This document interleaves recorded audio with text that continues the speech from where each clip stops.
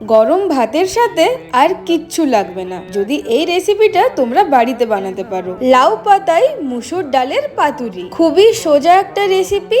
চলো দেখে নিই কিভাবে বানাতে হবে। প্রথমে মুসুর ডালটাকে ভিজিয়ে পেস্ট করে নেব। তারপর ওর মধ্যে পেঁয়াজ কুচি, লঙ্কা কুচি, রসুন কুচি, পরিমাণ মতো নুন, হলুদ গুঁড়ো, লঙ্কা গুঁড়ো দিয়ে ভালোভাবে মেখে রাখবো। আর এই দিকে গরম জলে একটু নুন মিশিয়ে পাতাগুলোকে ভাপিয়ে নেব। এতে কি হয়, পাতাগুলো একটু নরম হয়ে যায় আর পাতুরি বানাতে সহজ হয়। এইবারে মুসুর ডালের যে মিক্সচারটা বানিয়েছি সেটা অল্প অল্প করে পাতায় দিয়ে এক পাশ করে মুড়ে ভালোভাবে একটা পাতুরির শেপে গড়ে নেব। পাতুরিগুলো যাতে খুলে না যায় ওর জন্য একটা টুথপিক দিয়ে ভালোভাবে এঁটে দেব। এবারে কড়াইতে সর্ষের তেল গরম করে পাতুরিগুলো একটা একটা করে দিয়ে দেব। দু পিঠ ভালো করে ভেজে নিলেই তৈরি মুসুর ডালের পাতুরি। রেসিপিটা কেমন লাগলো জানিও কিন্তু।